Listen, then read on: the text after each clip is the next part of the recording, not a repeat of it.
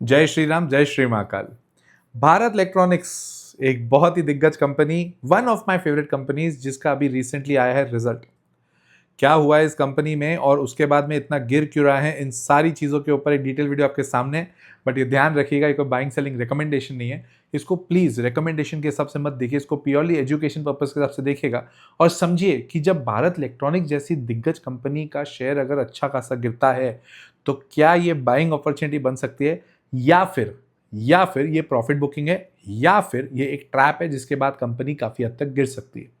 और अगर आप इसके अलावा मेरा एक्सक्लूसिव कंटेंट देखना चाहते हैं तो इस वीडियो के नीचे ज्वाइन का बटन है, ज्वाइन का बटन दबा दो यार। और वो दबाने के बाद में आपको सारी चीज़ें अलग लेवल पे मिलेगी। जैसे आज सुजलॉन का रिजल्ट आया था, तो सुजलॉन के रिजल्ट के ऊपर जो भी करंट अपडेट है मैंने ऑलरेडी उस ग्रुप में डाल रखी है। और उसके अलावा यू कमेंट आई मेक का फंडा चलता है वहां पे, तो आप कमेंट करिएगा, आपको जरूर वीडियो मिलेगा आपकी कंपनी जो आप देखना चाहते हैं। हम बात करते हैं अभी भारत इलेक्ट्रॉनिक्स की।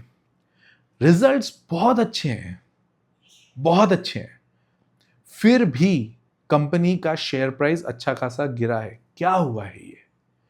तो पहले हम बात करते हैं रिजल्ट्स के बारे में। कंपनी के जून क्वार्टर के रिजल्ट्स आए और जून क्वार्टर में इन्होंने सेल्स दिखाई है 5547 करोड़ की। दैट मींस अगर मैं इसको जून 25 से कंपेयर करने जाता हूं तो 4440 थी, जो अब 5547 है। मतलब इफेक्टिवली 25% की सेल्स बढ़ी है। आप ना एक चीज को ध्यान से समझिएगा, जब ये भारत इलेक्ट्रॉनिक्स, हिंदुस्तान एरोनॉटिक्स, इन सब जैसी कंपनियां जब ये पहले आई थी और जब इनके पास ऑर्डर्स नहीं थे, तो इन दैट सिचुएशन फोकस सिर्फ ये रहता था कि इनको ऑर्डर्स अच्छे मिले, राइट? तो जब ऑर्डर्स अच्छे मिलते थे तो ये शेयर प्राइस भागते थे।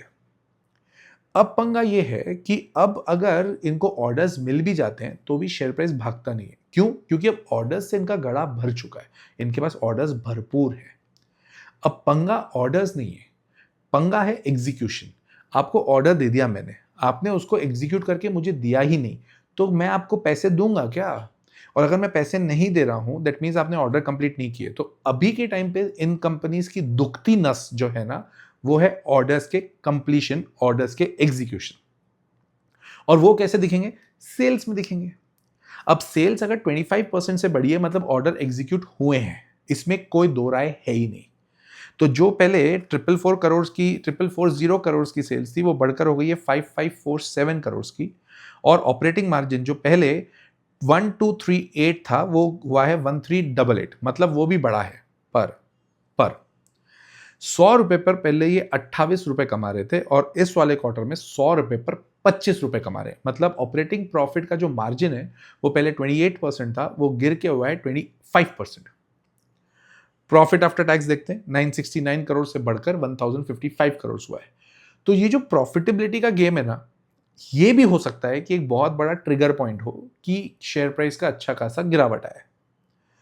पर आगे हम देखेंगे कि एग्जैक्टली और क्या क्या खराब चीजें या और क्या क्या पॉजिटिव चीजें हैं। मैं इसको अभी मार्च क्वार्टर से भी कंपेयर करता हूं। कंपेयर करने का मेन पर्पस आपको यह समझाना है कि बीईएल में क्वार्टर ऑन क्वार्टर आप नहीं देख सकते। क्यों? मार्च क्वार्टर में इनकी सेल्स थी 10,224 करोड़ की, ठीक है, जो अब गिर के 5,544 करोड़ हुई। अब लोगों के दिमाग में आएगा, सर 45% इनका सेल्स गिर गया, अब कैसे होगा? ऐसा कुछ नहीं है। मार्च क्वार्टर में इनको अपना एग्जीक्यूशन एक अलग लेवल पे दिखाना पड़ता है, काफी एडजस्टमेंट्स होते हैं और इनको हर मार्च क्वार्टर को आप मार्च क्वार्टर से ही कंपेयर करोगे। तो बीएल में आपको ईयर ऑन ईयर देखना है, मतलब जून 26 क्वार्टर को आप जून 25 से कंपेयर करोगे। जून 26 क्वार्टर को मार्च 26 क्वार्टर से आप कंपेयर नहीं कर सकते। इस चीज की क्लैरिटी रख लीजिए ताकि आपको दिमाग में एक शांति तो मिले ही मिले। रही बात प्रमोटर्स की, प्रमोटर्स फिक्स है 51.14 पे, तब से है, अभी भी है, कोई दिक्कत वाली बात वहां पे नहीं है। एफआईआईस पहले 14.4% थे, जो बढ़कर 19.5% हुए और इस क्वार्टर में वो 1.5% कम हुए, 18% पे हुए। एफआईआईस के ऊपर मैं इसलिए अभी बहुत ज्यादा फोकस इसलिए नहीं कर रहा क्योंकि हमें दिख रहा है कि एफआईआईस बार बार शेयर्स बेच ही रहे हैं, है ना? तो एक तो वो चीज। डीआईआईस फिक्स है 21% पे, और मेरे को एक पॉजिटिव पॉइंट इस पे इसलिए लगता है कि पब्लिक के पास 10% से कम की होल्डिंग है। मतलब ज्यादा से ज्यादा जो पकड़ है वो प्रमोटर, एफआईआईस और डीआईआईस के पास है। This is actually a very positive point, जो फंडामेंटली कंपनी को स्ट्रांग भी करता है। हम आ जाते हैं इनके वैल्यूएशन पे। प्राइस अर्निंग रेशियो इनका है 48 पे, और जबकि इंडस्ट्री का 67 पे है। मतलब अभी भी, इनफैक्ट अब तो 2 दिन से शेयर गिर रहा है, तो ये और गिर गया होगा प्राइस अर्निंग रेशियो, और सस्ती होगी ये कंपनी। तो ये एक अगेन पॉजिटिव बात है। HAL की अगर मैं बात करूं तो HAL का मार्केट कैपिटलाइजेशन है 3,09,000 करोड़ का, और इनका किसका, भारत इलेक्ट्रॉनिक्स का 2,97,000 करोड़ का। मतलब ये नियर टू एक लेवल पे कंपनीज आ चुकी हैं। वो अलग बात है, इनका बिजनेस अलग है, इनका बिजनेस अलग है, तो इसको आप इस तरह से कंपेयर नहीं कर सकते, बट ठीक है, क्योंकि इंडस्ट्री सेम है।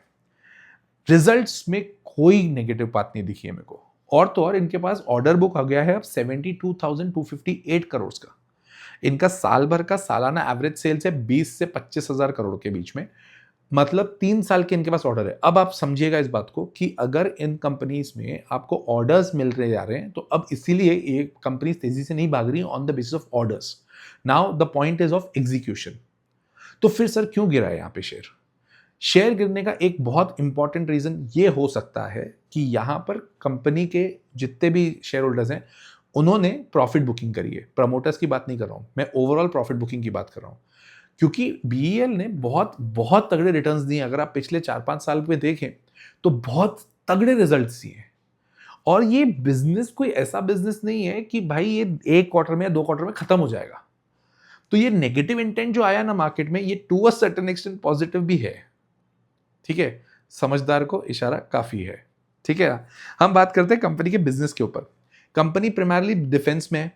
डिफेंस में एडवांस इलेक्ट्रॉनिक इक्विपमेंट्स बनाती है, रडार बना रही है, जिसमें रडार सबसे मेन आ जाता है इनका, फायर सिस्टम बना रही है, कम्युनिकेशन सिस्टम्स बना रही है, और वेपन के सिस्टम्स बना रही है। वेपन्स के सिस्टम्स बना रही है, तो ये थोड़ा ध्यान रखने वाली चीज है। नॉन डिफेंस में, मतलब डिफेंस के अलावा भी ये काम करते हैं। होमलैंड सिक्योरिटीज जो होता है ना, सीसीटीवी का, सीसीटीवी तो नहीं बोलना चाहिए इनको, जो घर की सिक्योरिटी, स्मार्ट सिटी सोल्यूशंस हैं, घर की सिक्योरिटी के कुछ अलग अलग प्रोडक्ट्स होते हैं, वो ये बनाती है। तो इसमें भी अच्छा खासा काम कर रहे हैं। मेरे को एक चीज बहुत बढ़िया लगती है इनकी, डिफेंस में 29 इनके यूनिट्स हैं, सब एसबीयूज बोलते हैं उसको, और अभी 4 नए एसबीयूज ये लोग लेके आ रहे हैं। मतलब company is actually on the verge of expansion and it is continuously expanding only. तो क्या दिक्कत है? एक्सपोर्ट्स में भी है, जहां पर ये डेटा लिंक 11 और RWRS मॉस ये लोग एक्सपोर्ट कर रहे हैं। कहां कहां पे? France, USA, Spain, Israel, China, Germany, Armenia, Sri Lanka. तो ये एक्सपोर्ट्स में भी अच्छा खासा है। मैं आपको एक डेटा बताता हूं। 2017-18 में इंडिया का टोटल एक्सपोर्ट, जो डिफेंस का एक्सपोर्ट था, वो करीब करीब था 1500 करोड़ का। 1500 करोड़ का। आपको लग रहा हो सर अच्छा नंबर है ये? नहीं, 2025-26 में वो हो गया है 38,000 करोड़। मतलब ये इंडस्ट्री इतनी बड़ी है, और अगर इंडस्ट्री इतनी बड़ी है और यहां पर ही कंपनी इस तरह से काम कर रही है, क्या प्रॉब्लम है? ये क्वार्टर में जिस हिसाब से गिरावट आई है, एक रीजन ये लग रहा है कि ऑपरेटिंग मार्जिन जो गिरा है उससे शेयर होल्डर्स नाखुश हैं, और दूसरा प्रॉफिट बुकिंग हुई है। इसके अलावा और कुछ भी रिजल्ट में मेरे को वैसे टाइप का नेगेटिव तो नहीं दिख रहा। रही बात, 90% इनका डिफेंस का बिजनेस है, 6% नॉन डिफेंस का बिजनेस है, और 4% इनका है एक्सपोर्ट्स का। तो ये भी ठीक है। इन्होंने अभी रिसेंटली MOU साइन किया है एयरपोर्ट अथॉरिटी ऑफ इंडिया के साथ में, उसके अलावा दिल्ली मेट्रो के साथ में, IISC के साथ में, UAS के साथ में। मतलब भाई, आप बोलते हो कि सर ऐसी कंपनी दो जो ग्रोइंग कंपनी है। ग्रोइंग कंपनी नीचे मिल रही है, वैल्यूएशन ठीक लग रहे हैं, थिंक अबाउट इट। ठीक है, इसके अलावा इनके 9 मैन्युफैक्चरिंग यूनिट्स हैं, जो कि बैंगलोर, गाजियाबाद, पुणे, मछलीपट्टनम, पंचकुला, चेन्नई, कोथवाड़ा, हैदराबाद और नवी मुंबई में। न्यूयॉर्क, मस्कट और कोलंबो में भी इनके सेटअप हैं। लोगों को लगता है पता नहीं कि सर आपको BEL क्यों पसंद है, खुद सोचो क्या लग रहा है। रही बात इनके सब्सिडरीज की बात करता हूं, जहां पे इन्होंने इन्वेस्टमेंट किया हुआ है। ड्रोन डिटेक्शन का एंड डिस्ट्रॉय, D4 एक यूनिट है, ये लोग वो देख रहे हैं। उसके अलावा डिकॉय सिस्टम फॉर मिसाइल्स बना रहे हैं। What do you want? आप बोलते हो वॉर चल रहा है, वॉर में आगे ना पीछे आके डिफेंस कंपनी स्ट्रांग होगी, और डिफेंस में कौन सी कंपनी स्ट्रांग होगी? जो डिफेंस के इक्विपमेंट्स बना रही है और डिफेंस को टेक्नोलॉजी से कनेक्ट कर रही है, जब है आपके सामने कंपनी। आगे सब्सिडीज के ऊपर बात करते हैं। बीलॉप का फुल फॉर्म है Bharat electronics limited optronic devices limited, उसमें इनका स्टेक है। BEL Thales system limited, BTSL बोलते हैं, उसमें 74% का स्टेक है। GE BE प्राइवेट लिमिटेड, जेबेल बोलते हैं उसको, 26% का स्टेक है, and you can see on the screen. बहुत सिंपल सी बात है, कई कई बार हम लोग क्या करते हैं ना, अच्छी कंपनियों को अवॉइड करने लग जाते हैं। क्या ये अवॉइड करने लायक है? Think about it again. Support इसका 380 पे, अगर ये 380 से नीचे जाता है तो यस थोड़ा सा पेन और होगा, बट सपोर्ट पे है, ठीक है, टेक्निकली। इसके अलावा 400 का इसका रेजिस्टेंस है, अगर वो क्रॉस हो गया तो 430 का रेजिस्टेंस है, वो क्रॉस हो गया। सी क्या होता है, बहुत बार ऐसी कंपनियां एक अच्छा रैली आपको दे देंगी, वो रैली देने के बाद में वो थोड़ा सा रुकती हैं, और वो रुकने के बाद में काफी टाइम भी रुक सकती है, कोई बहुत बड़ी बात नहीं है, साल भर रुक जाए, कोई बहुत बड़ी बात नहीं है।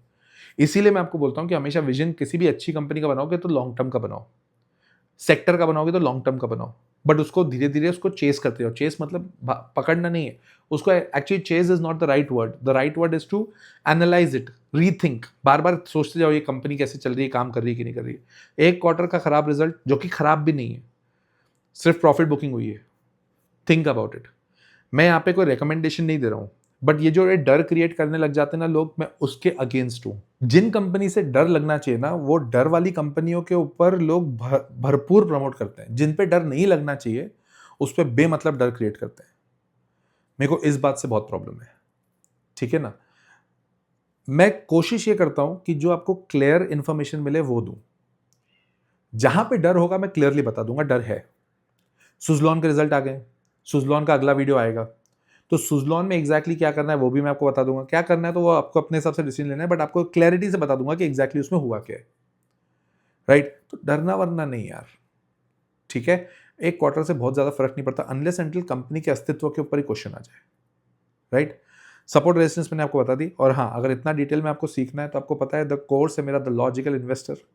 वो कोर्स मैं नई बैच चालू करने वाला हूँ अगस्त में, तो अगर आप ज्वाइन करना चाहते हैं तो स्क्रीन पर आपके पास नंबर है, आप इस पर कॉल करिए, व्हाट्सएप करिए। बार बार उस पर कॉल नहीं करेंगे। आपने अगर एक बार बोल दिया मेरे को ज्वाइन करना है तो will be giving the process. अगर आपको नहीं करना है तो इट्स ओके, कोई बहुत बार बार कॉलिंग हम लोग नहीं करते। छोटी क्लास होती है, 25 जनों की क्लास लेता हूँ मैं, उसमें मज़ा भी आता है। वीकेंड क्लास होती है जिसमें 1 घंटा मैं आपको पढ़ाता हूँ और साथ में फिर बातचीत करता हूँ, प्रैक्टिकल क्वेश्चंस भी कराता हूँ, फंडामेंटल टेक्निकल दोनों सिखाता हूँ, बड़ा मज़ा आता है। और आप लोगों से बातचीत भी होती है, तो एक अलग ही मज़ा लेवल पर हम लोग क्लास लेते हैं।